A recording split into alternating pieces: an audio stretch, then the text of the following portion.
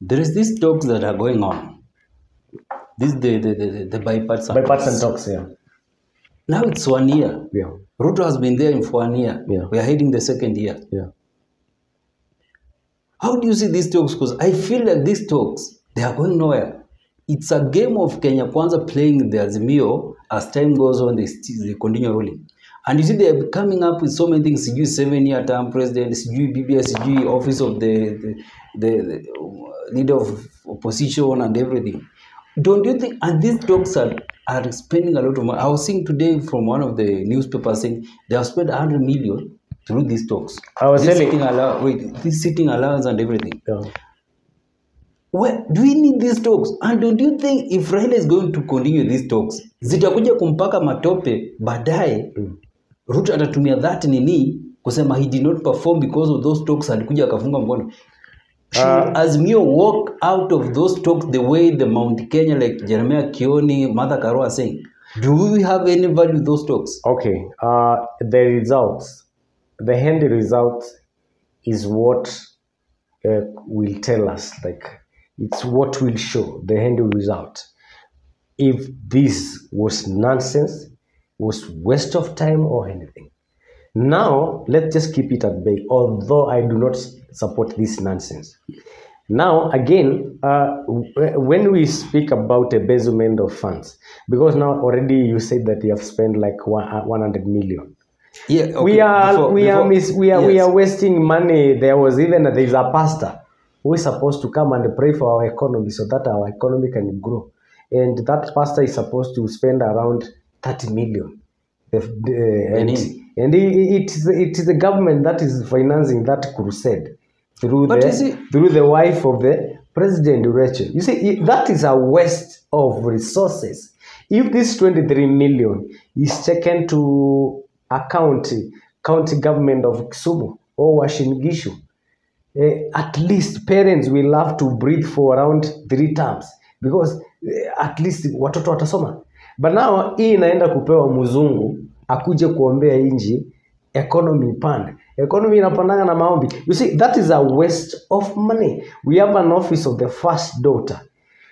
We have office of the prime minister whom we do not know job yake ni gani. So there is a lot of waste here. But let's come back to these talks going on. Yeah. You know, these talks, we need them actually, because why should they be there through? Are you not trying to see that it's just a way of Kenya Kwanza using it to prolong this thing, to put Azimio at bay as time goes on? Wait, before time goes, it will be 2 years, 3 years, campaign is answer. No, in my own wisdom, let me tell you one thing. In my own wisdom, it's good to give someone time. But how long? No, you should wait. If they said there was demonstrations, and those demonstrations resulted in deaths of many Kenyans, let's be factual. And they also said that the demonstration affected the economy. But who killed the Kenyans? Listen. So now they said, for us to end this nonsense, we should sit down and talk. And I told you that dialogue, even in heaven, hukumiwa na dialogue. So it was very wise for the opposition to give the government time for dialogue. So now for us, we will judge the dialogue kulingana na outcome. If this dialogue hakuna kitu imeleta pale, then we will judge it as an unanswered dialogue. For now, we cannot say its benefits because I cannot sema ni mzuri ama ni mbaya sababu sijakuwa pale, sijajumuishwa pale, I have not be following it. But if we give them time, because it yezi kuwa ni ya mwaka mzima. Ya pili, when you say that they are holding the opposition, one thing we need to know that this country belongs to us all. Today, maybe, engineer, you want to be a president tomorrow. You want to be a president in a country that everything is intact. Even if hautaki kuwa president mahali barabara zimebomolewa ama zimeharibika. Sometimes ukiwa, and I told you, ukiwa na mjinga, kuna venye unamtweeting unampeleka hivi before. Time itakuja kupita. After 3 to 4 years, people will demand, mulisema maandamano ilikuwa ina nini na isimamishwe, tuone nini imefanyika. There's nothing that I've done. Mulisema amtaki bipartisan talks na mka initiate kukuwa na bipartisan talks. na opposition na hakuna kitu maana. Before you continue, there is something I'm not trying to understand. Yeah. You see, when the bipartisan came in, it was just few things. Yeah. The server, the IBC, yenye hatuna sahi. In case there is a vacuum of tunahitaji election, hatuna IBC. Cost of living. Are you getting the point? Yeah. Na hii mambo ya poaching of the opposition MPs. Yeah. Now, another one has come in. Macheki.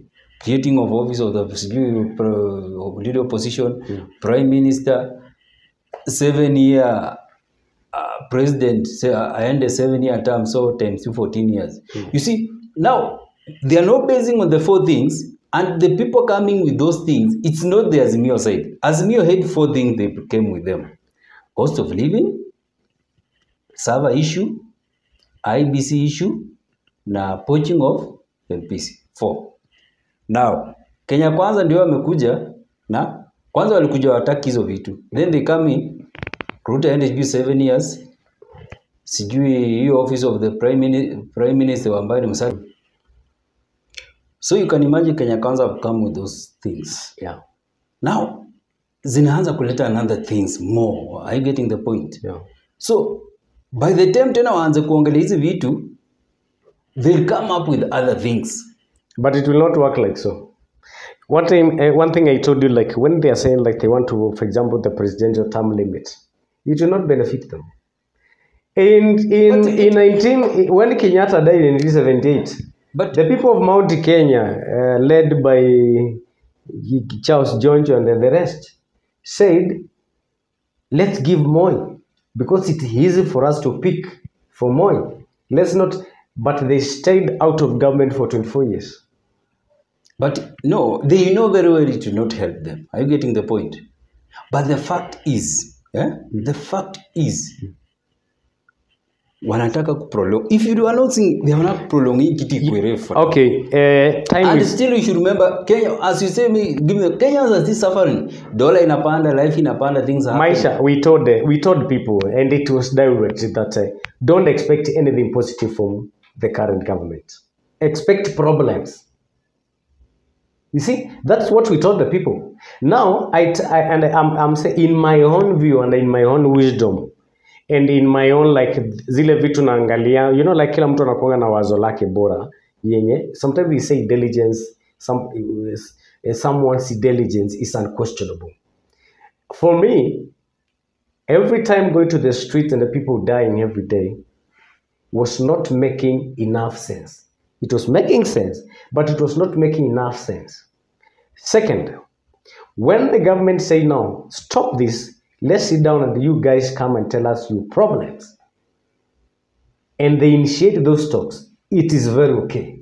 Because now, if the opposition would have said that we are not going to go for these talks, then they would have been having a platform to say these people are making the government ungovernable. But so sometimes unawachanga mtu ajikarange. For how long? Let me ask you, wait. The timeline. As I say like the timeline doesn't matter. As I say like that, Jeremiah Kioni and Mother Karota and the Mountain, wamesema hii kitu waachane nayo. You know, it's okay. But you should remember the new faction, part of faction of we in Kenya. And these are the people ambao wamesoma. There is something they are seeing. In Kenya, Jeremiah Kioni, Mother Karua have never done anything positive to this nation. They have never given us a direction that we can follow, a direction with an impact. We should accept that. But Kina Kalonzo's, Kina Raila's have done it.